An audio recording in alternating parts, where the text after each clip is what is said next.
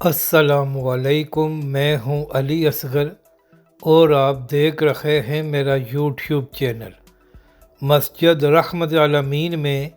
کیا عید کی نماز ہوگی اور طاہر اشرفی کا دوہرا معیار ایکسپوز، اس ویڈیو میں ہم اسی حوالے سے بات کریں گے۔ اور اگر ناظرین اکرام آپ کو یہ ویڈیو اچھی لگے تو اسے لائک اور شیئر ضرور کریں اور کمنٹس کے ذریعے اپنی رائے کا بھی اظہار کریں۔ ناظرین اکرام، جس طرح مریدکے میں تحریک لبیک کے خلاف آپریشن کیا گیا اور جس طرح تحریک لبیک کے قائدین اور کارکنوں کو گھیر کر طاقت کا بے جا استعمال کیا گیا، اس کی مثال پاکستان کی تاریخ میں نہیں ملتی۔ حالانکہ تحریک لبیک اور حافظ سعد رضوی کسی ادارے یا حکومت کے خلاف پروٹیسٹ کرنے نہیں جا رہے تھے، بلکہ تحریک لبیک پاکستان تو اہل غزہ کے ساتھ اظہار یکجہتی کرنے کے لیے ایک پرامن لانگ مارچ کرنے جا رہی تھی، مگر اس کے باوجود تحریک لبیک کے ساتھ یہ سلوک کیا گیا۔ اور ناظرین کرام، مریدکے میں تحریک لبیک کے خلاف بدترین ظلم اور جبر کرنے کے باوجود بھی ان لوگوں کا دل نہیں بھرا، تو اس کے بعد تحریک لبیک پاکستان کے نہ صرف ہزاروں کارکنوں کو گرفتار کیا گیا، بلکہ چادر اور چار دیواری کے تقدس کو بھی پامال کیا گیا۔ اس کے ساتھ ساتھ پچھلے 5 مہینوں سے تحریک لبیک کا مرکز مسجد رحمت العالمین سیل ہے اور رمضان کے مہینے میں بھی وہاں پر باجماعت نماز اور تراویح ادا کرنے کی اجازت نہیں دی گئی۔ یعنی کہ ظلم کی انتہا دیکھیں کہ مسجد کو بھی 5 مہینے سے سیل کیا ہوا ہے۔ تو ناظرین اکرام، آپ جانتے ہیں کہ جو بھی حکومت آتی ہے تو طاہر اشرفی صاحب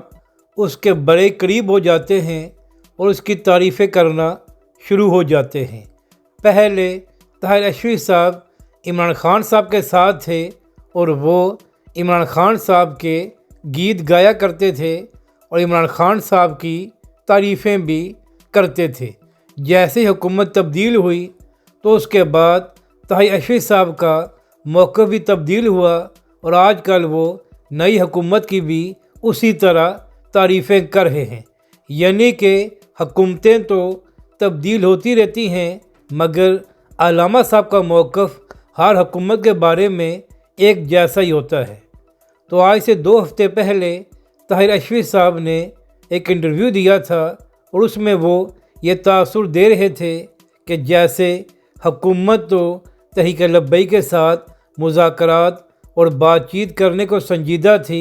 اور حکومت اس سارے معاملے کو مذاکرات کے ذریعے حل بھی کرنا چاہتی تھی، مگر تحریک لبیک کے لوگ ایسے مطالبات سامنے رکھ رہے تھے جس کی وجہ سے معاملات بگڑ گئے۔ حالانکہ حافظ سعد رضوی کی ویڈیوز موجود ہیں جہاں پر حافظ سعد رضوی اللہ اور رسول کے واسطے دے رہے تھے اور کہہ رہے تھے کہ ہم بات چیت اور مذاکرات کرنے کو تیار ہیں، تو پھر آپ ہمارے خلاف طاقت کا استعمال کیوں کر رہے ہیں؟ اسی طرح تحریک لبیک کے امیر حافظ سعد رضوی کا یہ بھی بیان موجود ہے کہ جہاں پر حافظ سعد رضوی یہ کہہ رہے تھے کہ ہماری مذاکراتی ٹیم خود مختار ہے اور وہ جو بھی فیصلہ کرے گی ہمیں منظور ہوگا، تو لہٰذا ہمارے خلاف طاقت کا استعمال نہ کیا جائے۔ یعنی کہ حافظ سعد رضوی اس بات پر تیار ہو گئے تھے کہ ان کے کارکنوں کا خون نہ بہایا جائے، تو وہ بات چیت اور مذاکرات کے ذریعے اس سارے معاملے کو پرامن طریقے سے حل کرنے کو تیار ہیں۔ اور دوسری بات یہ ہے کہ اگر تحریک لبیک اور حافظ سعد رضوی بات چیت اور مذاکرات کرنے کو تیار نہ ہوتے تو پھر تحریک لبیک پاکستان کا لانگ مارچ 30 گھنٹے تک مریدکے کیوں رکا رہتا اور تحریک لبیک اور حافظ سعد رضوی اس بات کا کیوں انتظار کرتے کہ حکومت ان کے ساتھ مذاکرات کرے تاکہ معاملات خراب نہ ہوں۔ اور طاہر اشرفی صاحب اس حوالے سے آخری بات یہ ہے کہ اگر واقعی ہی حکومت تحریک لبیک کے ساتھ بات چیت اور مذاکرات کے ذریعے معاملات کو حل کرنا چاہتی تھی تو پھر تحریک لبیک پاکستان کا لانگ مارچ تو 10 اکتوبر کو شروع ہونا تھا۔ تو کیا وجہ تھی کہ 8 اکتوبر کو ہی تحریک لبیک پاکستان کے مرکز پر پولیس کی بھاری نفری بھیجی گئی اور وہاں پر شدید ترین شیلنگ کی گئی، اور اس کے بعد جب تحریک لبیک پاکستان کا یہ لانگ مارچ جاری تھا تو اسی دوران ہی حافظ سعد رضوی کے اہل خانہ کو بھی گرفتار کر لیا گیا۔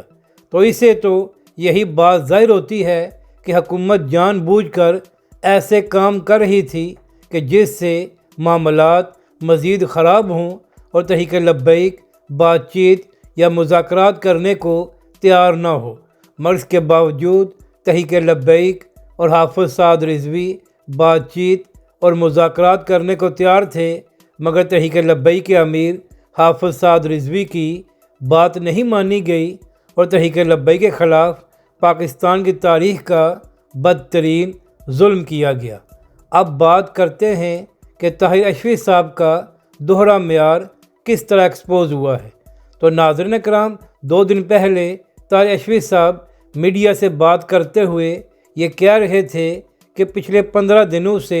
مسجد اقصیٰ کو اسرائیلی حکومت نے بند کیا ہوا ہے اور یہ قابل مذمت ہے، اور ہم مطالبہ کرتے ہیں کہ فوری طور پر قبلہ اول مسجد اقصیٰ کو کھولا جائے اور وہاں پر فلسطینیوں کو نماز اور تراویح ادا کرنے کی اجازت دی جائے۔ تو علامہ صاحب، ہم بھی اس معاملے میں آپ کے ساتھ ہیں اور ہم بھی مذمت کرتے ہیں کہ مسجد اقصیٰ کو کیوں بند کیا گیا ہے، مگر علامہ صاحب، آپ لوگ یہ باتیں کس منہ سے کر رہے ہیں؟ جس حکومت کے آپ گیت گاتے ہیں اسی حکومت نے پچھلے 145 دن سے